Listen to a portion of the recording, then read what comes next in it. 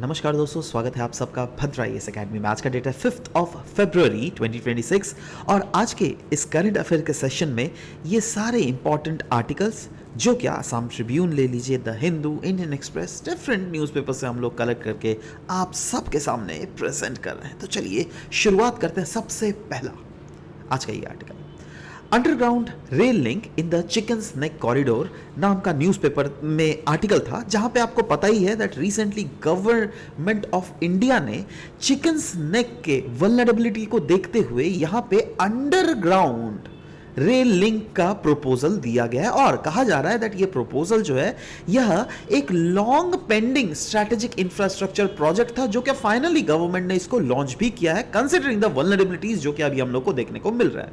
तो सवाल होता है दैट वल्नरेबिलिटीज क्या पहले एग्जिस्ट नहीं होता था? अब देखो, पहले भी एग्जिस्ट होता था, बट पहले सिर्फ और सिर्फ इधर से चाइना का खतरा था। अभी बांग्लादेश की जब गवर्नमेंट वोकल हो गई है ना, आपको भले ही लगेगा दैट बांग्लादेश क्या ही है, 2 मिनट में तो हम लोग बांग्लादेश को कब्जा कर सकते हैं। देखो, वो बात नहीं है ना, एक इंटरनेशनल ऑर्डर भी तो होता है ना। आप उस सिचुएशन में जब यूनाइटेड नेशन सिक्योरिटी काउंसिल का परमानेंट सीट के बारे में लड़ाई कर रहे हो तो या फिर डिमांड कर रहे हो, उस समय हम लोग ऐसा हरकत तो नहीं कर सकते ना, राइट।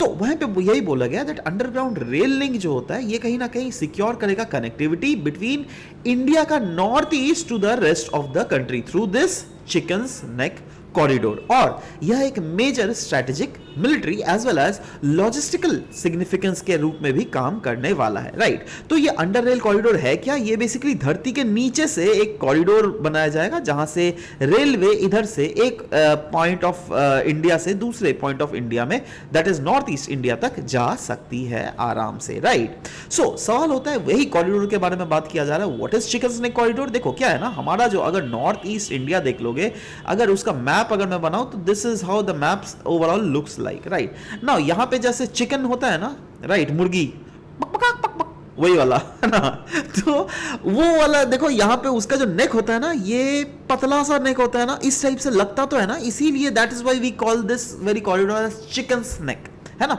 इसको सिलीगुड़ी कॉरिडोर भी बोला जाता है। क्योंकि सिलीगुड़ी नाम का जो टाउन है, रीजन है, डिस्ट्रिक्ट, वो आपका अल्टीमेटली वेस्ट बंगाल का ये टाउन इसी रीजन से गुजरता है, इसीलिए इसको सिलीगुड़ी कॉरिडोर भी हम लोग बोलते हैं। ये एक 40 किलोमीटर लॉन्ग कॉरिडोर है और 20 किलोमीटर वाइड स्ट्रिप है, मतलब यहां से लेकर यहां तक सिर्फ 20 किलोमीटर ही है, राइट। एंड ये लोकेटेड है हमारा नॉर्दर्न वेस्ट बंगाल में, ऑफ कोर्स सिलीगुड़ी रीजन में, जो क्या स्ट्रैटेजिकली बहुत सारे नेबर से कनेक्टेड है, जैसे नेपाल हमारे वेस्ट में है, बांग्लादेश साउथ में है, और भूटान एंड चाइना का चुंबी वैली। देखो देखो ये क्या है, भूटान ये वाले पॉइंट में जो है ना, चाइना का चुंबी वैली लाई करता है, ठीक है। तो उसके सामने क्लोज प्रोक्सिमिटी में कहीं ना कहीं लाई कर रहा है हमारा ये चिकन स्नेक, राइट। कल को अगर चाइना के साथ झगड़ा हुआ तो यस, चिकन स्नेक काफी ज्यादा मुश्किल में आ सकता है, इसीलिए इसका इंपॉर्टेंस मतलब इसको सेव करना इज ऑफ स्ट्रैटेजिक इंपॉर्टेंस। तो वही बोला गया, क्योंकि स्ट्रैटेजिक वल्नरेबिलिटी को देखते हुए कहीं ना कहीं, जिससे क्या नॉर्थ ईस्ट ओवरऑल डिसरप्ट ना हो जाए, जिससे हमारी मिलिट्री की मोबिलाइजेशन डिसरप्ट ना हो जाए, जिससे हमारा सिविलियंस का जो भी सप्लाईज है वो इंश्योर रहे during the time of either war और या फिर वॉर लाइक सिचुएशन या फिर मल्टी फ्रंट कॉन्फ्लिक्ट ही फ्यूचर में क्यों ना हो जाए। तो इसीलिए हम लोग बेसिकली ये कॉरिडोर को बना रहे हैं, right. So what is the proposed underground rail project. देखो ये क्या है ना, इसके अगर की फीचर्स की अगर बात करें, yes, there is an underground rail track of 40 kilometre corridor, जो क्या ऑफ कोर्स इस दो region, that is West Bengal का आपका रंगापानी रेलवे स्टेशन को 3 माइल हार्ट से कनेक्ट करेगा इस वाले रीजन में, राइट। और इसकी स्ट्रैटेजिक अलाइनमेंट है ऑन द फैक्ट दैट एक रेलवे लाइन बागडोगरा से भी गुजरेगा। बागडोगरा भी एक इस रीजन में एक एयरपोर्ट, एक छोटा सा टाउन में बोल सकता हूं जहां पे एयरपोर्ट है, right. And yes, there is a crucial for India का air defence mechanism as well, जो कि हमारे of course union ministry of railway ministry Ashwini Vaishnaw ji ने भी कहा था, right. Security and strategic rational अगर देख लीजिएगा, जो कि डिफरेंट एस्पेक्ट्स के द्वारा दिया जा रहा है, वो ये है दैट हाँ, इस रीजन में एक्सटर्नल थर्ड का परसेप्शन है कहीं ना कहीं चाइना के द्वारा, और यही नहीं, रिसेंटली जो रेटोरिक पास किया जा रहा है बांग्लादेशी लीडर्स, उससे भी कहीं ना कहीं ये रीजन बहुत ही ज्यादा स्ट्रांग होता हुआ देखने को मिल रहा है, क्योंकि यस, बांग्लादेश वैसे तो हम लोग को कोई रियल मिलिट्री थ्रेट नहीं पहुंचा रहा है, बट क्योंकि ये रीजन में जब बांग्लादेश ने बोल दिया दैट हमारा नॉर्थ इंडिया के नॉर्थ ईस्ट के 7 स्टेट्स का कनेक्शन जो बांग्लादेश के थ्रू होते हुए जा रहा है, इसका मतलब ये इंडिकेशन देना चाहता है हम लोगों को, राइट? ओके, नेक्स्ट, चाइना का फैक्टर क्या है? यस, चाइना का चुंबी वैली, जैसे कि मैंने पहले ही बोला दैट ये चाइनन फोर्सेस के लिए एक स्ट्रेटेजिक डेप्थ प्रोवाइड कर रहा है, तो इसीलिए it is very much requirement that there is a necessity of matching the Indian military as well as infrastructure buildup in this very region. That is why this is being done, right? Now next हम लोग यहां पे बात करेंगे संपूर्ण अभियान 2.0. संपूर्ण अभियान 2.0 ये एक फोकस डेवलपमेंटल कैंपेन है जिसको असम के ग्वालपारा डिस्ट्रिक्ट में लॉन्च किया जा रहा है, जो क्या इंप्लीमेंट किया जाएगा अंडर 2 प्रोग्राम, एक तो एस्पिरेशनल डिस्ट्रिक्ट प्रोग्राम और एक एस्पिरेशनल ब्लॉक प्रोग्राम. पहले तो हम लोग देख लेते हैं दैट यस ग्वालपारा डिस्ट्रिक्ट है कहां. देखो, ये है ग्वालपारा डिस्ट्रिक्ट ऑफ असम. कैसे देख रहे हो, इसके ईस्ट में हमारा कामरूप है, साउथ में मेघालय स्टेट है, वेस्ट में हमारा धुबरी, साउथ से हमारा मांगकाचार, नॉर्थ में है बोंगाईगांव और Barpeta. I hope the things are very very clear through the map. Now जैसे बोला गया दैट इस अभियान को इंप्लीमेंट किया जाएगा अंडर एस्पिरेशनल डिस्ट्रिक्ट और एस्पिरेशनल ब्लॉक प्रोग्राम.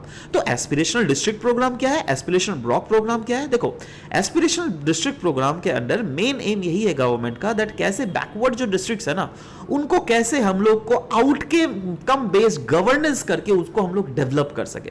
कैसे करेंगे? Yes, through focused monitoring, through convergence of different schemes हम लोग को इंश्योर करना पड़ेगा, कॉम्पिटिटिव रैंकिंग में हम लोग को आगे आना पड़ेगा with regard to various district जहां पे ये इंप्लीमेंट किया जा रहा है. वैसे ही अगर हम लोग बात करें ABP that is aspirational block programme का मतलब यही है दैट इसका मेन टारगेट ये लास्ट माइल कैसे डेवलप किया जा सके ब्लॉक लेवल में, राइट? और इसको कैसे प्रोमोट किया जाएगा develop? Of course by improving the service delivery, by strengthening the grass root governance, right? तो ये सब अगर किया जाएगा तो कहीं ना कहीं इंश्योर हो सकता है दैट यस एक होलिस्टिक, इंक्लूसिव और आउटकम बेस्ड डेवलपमेंट लाया जा सके. और अभी जो रिसेंटली लॉन्च किया गया ग्वालपारा डिस्ट्रिक्ट में, तो यस हम लोग ग्वालपारा का ही होलिस्टिक डेवलपमेंट की बात कर रहे हैं.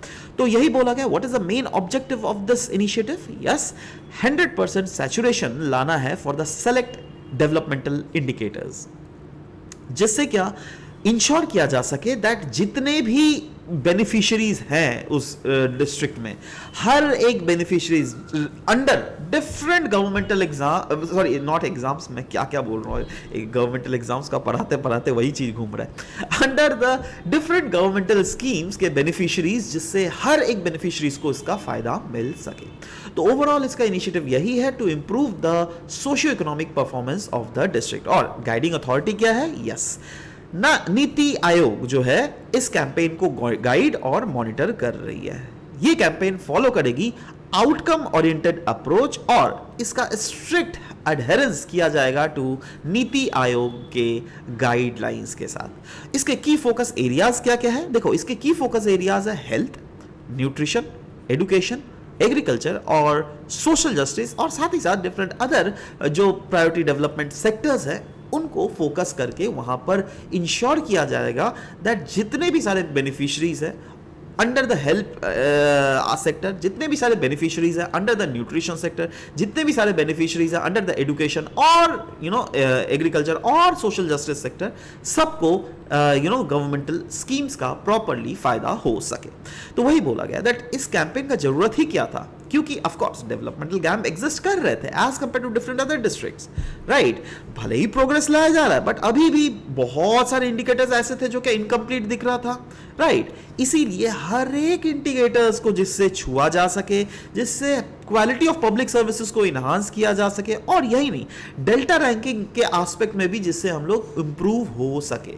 क्योंकि अगर ग्वालपारा का करंट हम लोग रैंक देख लीजिएगा वो डेल्टा रैंकिंग में 43rd होता है.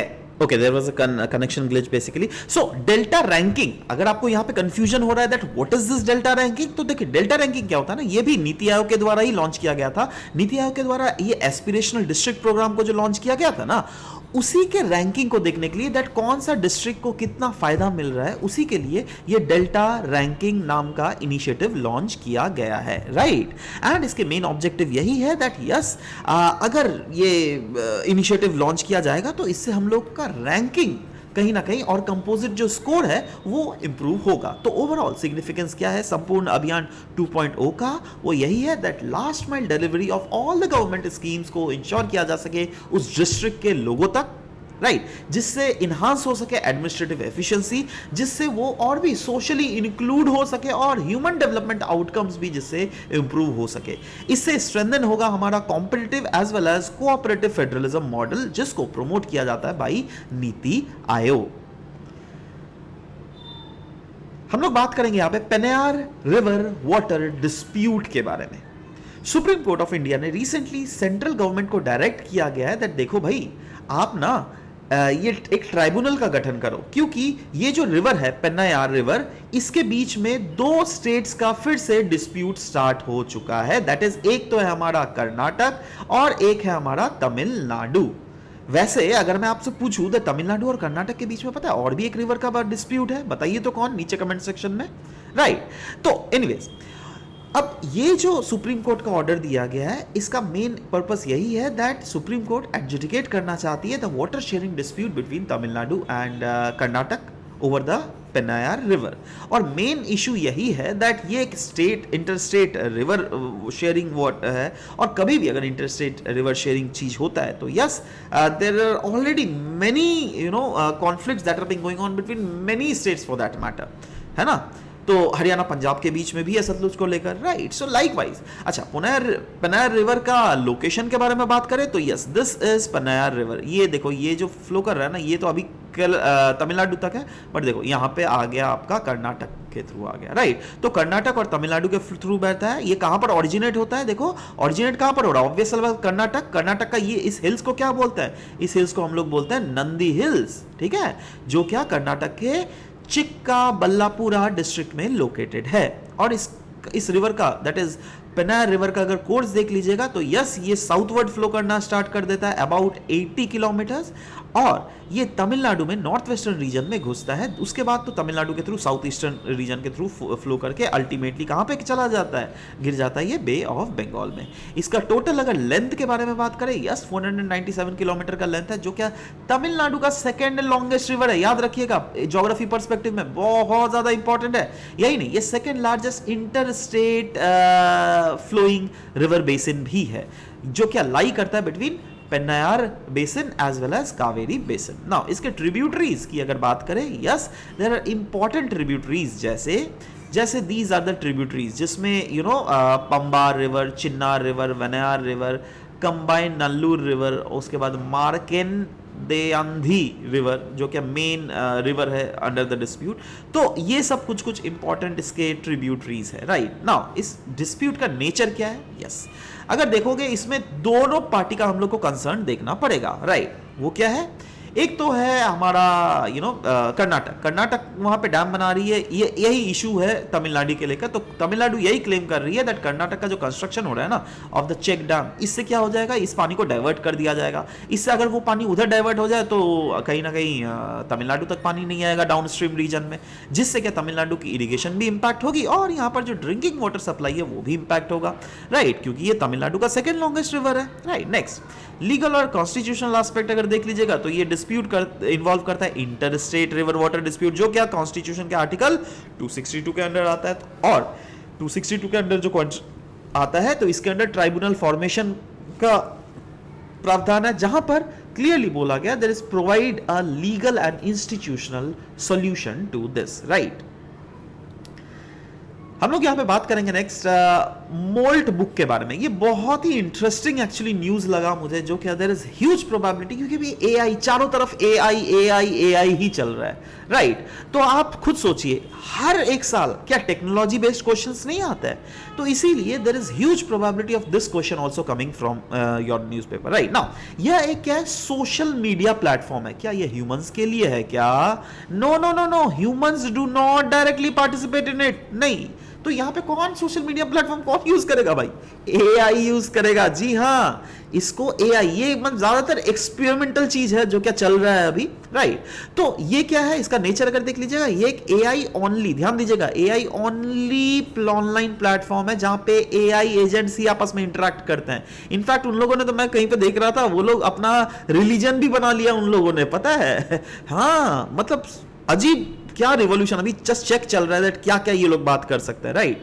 सो इसका लॉन्च अगर देख लीजिएगा, yes it is launch in the January 2026, और इसके डेवलपर की अगर बात करें तो it is created by Matt Schlicht. ये शायद ही उतना इंपॉर्टेंट है लास्ट वाला point, but yes this Moltbook जो है ये अपने आप में फैक्चुअल बेस में आपसे क्वेश्चन भी पूछा जा सकता है। इसका ओवरऑल ऑब्जेक्टिव क्या है? To share the digital space. जैसे ह्यूमंस शेयर करते हैं ना, वैसे एआई भी क्यों ना शेयर करे, है ना। और देखना है दैट मशीन टू मशीन ये लोग इंटरेक्ट कैसे करते हैं, ये लोग कैसे एक्सचेंज इंफॉर्मेशंस को एक्सचेंज कर रहे हैं, ये लोग एक दूसरे एजेंट से कैसे बातचीत कर रहे हैं, ये सब कहीं ना कहीं हम लोग को देखना है, इसीलिए ये चीज चल रही है, right. So what is the interaction, what is the nature of the interaction? Yes, autonomous interaction, मतलब पहले तो इनिशियल फेज तो of course human owner he connect करना पड़ेगा एआई एजेंट को, बट उसके बाद जो पोस्ट वो लोग करेंगे, रिप्लाईज या फिर अपवोट्स जो भी करेंगे, वो इंडिपेंडेंट है, वो लोग, ह्यूमंस का कोई हाथ नहीं रहेगा, है ना।